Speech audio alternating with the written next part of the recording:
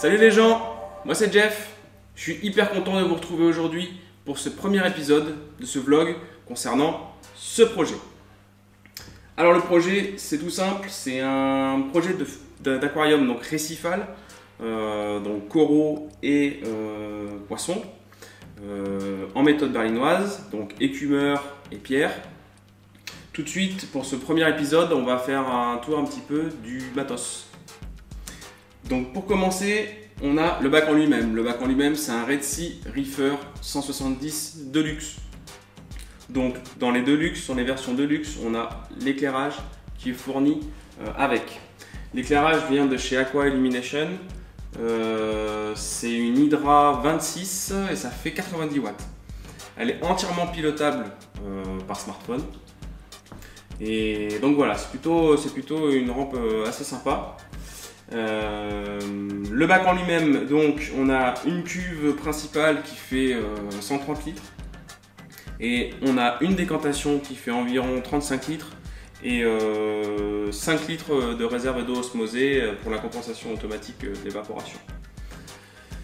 Donc niveau cuve principale, j'ai une pompe de brassage Tons, une 60-40 NanoStream, qui offre l'avantage d'être relativement petite en taille, mais assez costaud en débit. On a 4500 litres/heure maximum.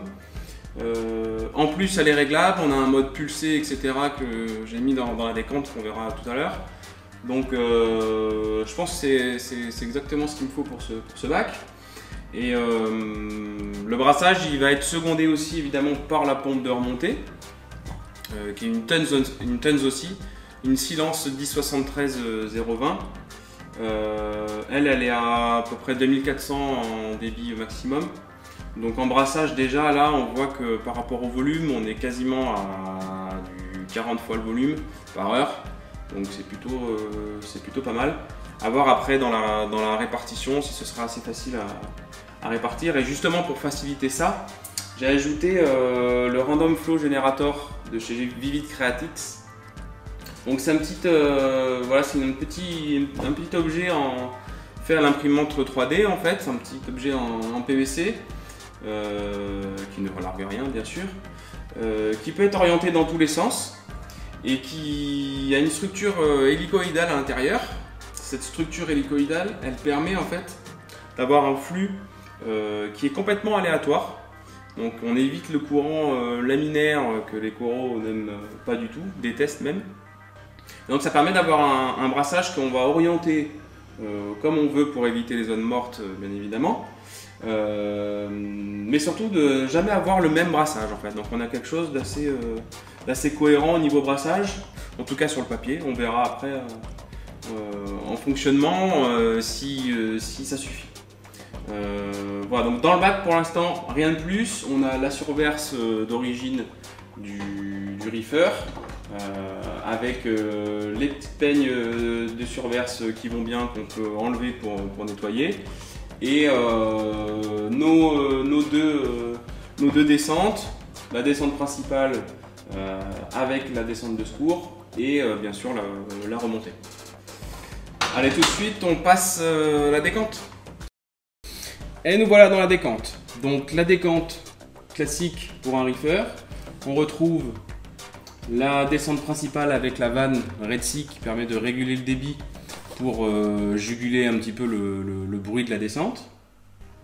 Donc la décante en elle-même, le petit réservoir d'eau osmosée de 5 litres qui fonctionne avec un osmolateur mécanique. On voit que j'ai déjà placé le chauffage EAIM de 150 watts.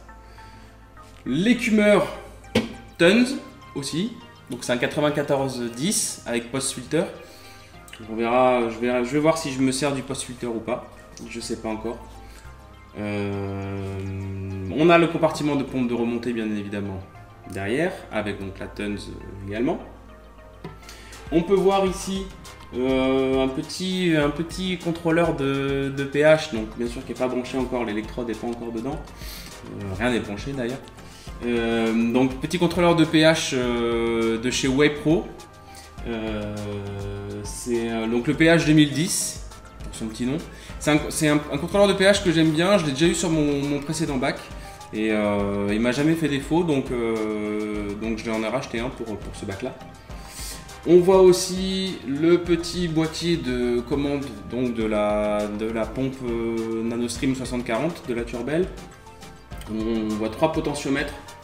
On a un potentiomètre pour la puissance totale, un potentiomètre pour le mode pulsé et un potentiomètre pour la puissance du mode pulsé. Voilà, donc on voit bien sûr la rampe de multiprise avec chacune un petit interrupteur pour pouvoir déconnecter tel ou tel appareil, par exemple lors du nourrissage, éteindre les pompes de brassage ou autre, ou l'écumeur, voilà. Là-dessus j'ai ajouté 2 petits bandeaux de LED pour éclairer quand même l'intérieur parce que sinon on n'y voit pas grand chose, et puis le tour à jouer. Donc voilà, tout le listing du matériel sera dans la description de la vidéo, hein, donc vous pouvez retrouver tout ça. La prochaine vidéo, et là on va attaquer dans le dur. J'aurais fait l'aquascape déjà, parce que oui, le but du bac c'est de faire quoi? C'est de faire un démarrage entièrement en pierre sèche. Ce seront des stacks pour ne pas les citer. J'ai déjà fait une petite vidéo d'unboxing des stacks. Je vous mettrai aussi le lien dans la description si vous ne savez pas ce que c'est. Donc vite fait, ce sont des pierres sèches, ce sont des marques rock mais taillées en tranches. Donc on va démarrer avec ça, avec un protocole d'AFBio complet et directement du sable vivant de chez Red Sea, le Red Sea Pink. Voilà, vous verrez tout ça dans la prochaine vidéo. Je vous dis à bientôt et je vous espère nombreux. Salut!